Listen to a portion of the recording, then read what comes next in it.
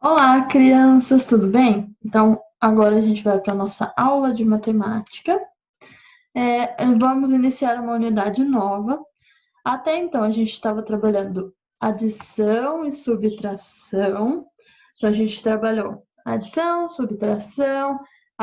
subtração com números decimais. Trabalhamos frações, adição e subtração tanto de frações com denominadores iguais quanto de frações com denominadores diferentes. E agora a gente vai para multiplicação e divisão.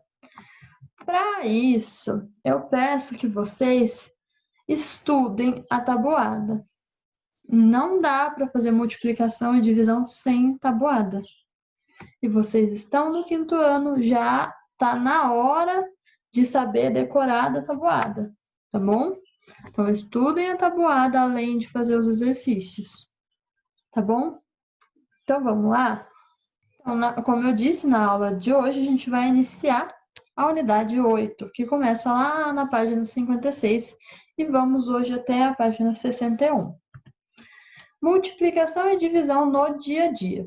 É comum no dia a dia encontrarmos situações em que precisamos realizar operações de multiplicação e divisão.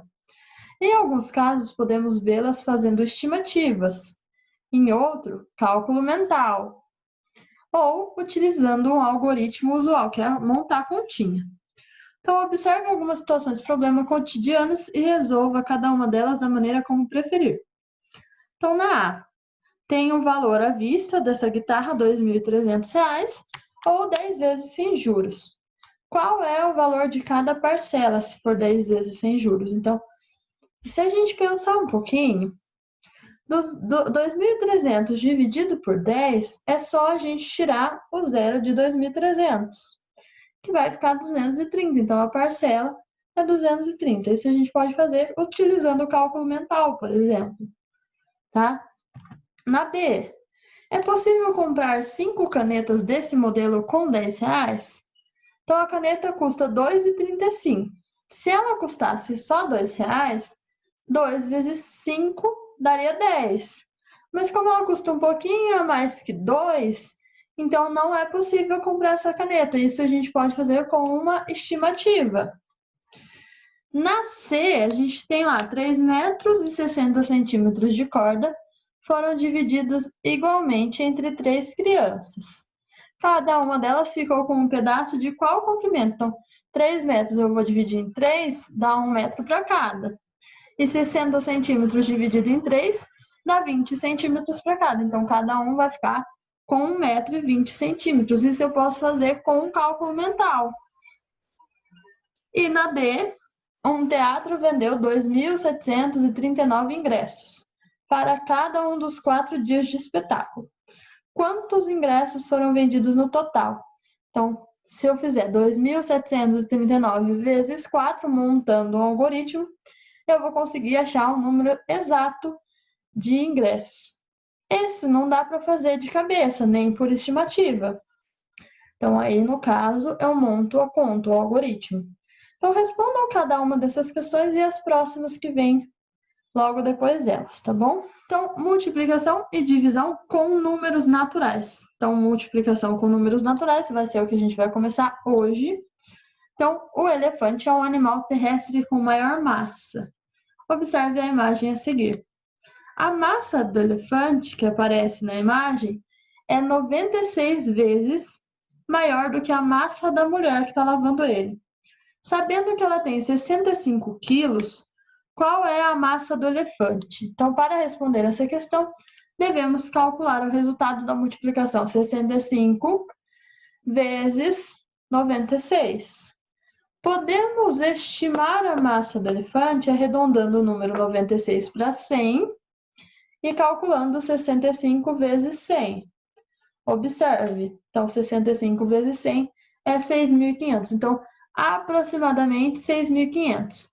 Mas a gente quer fazer o algoritmo, então como é que eu faço? Então, vamos ver os passos que o livro didático sugere e depois a gente vai fazer na lousa.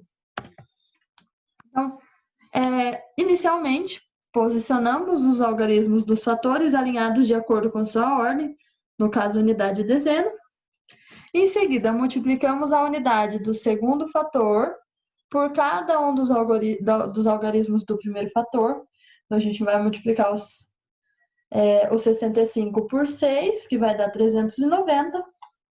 Depois, multiplicamos a dezena do segundo fator por cada algarismo do primeiro fator.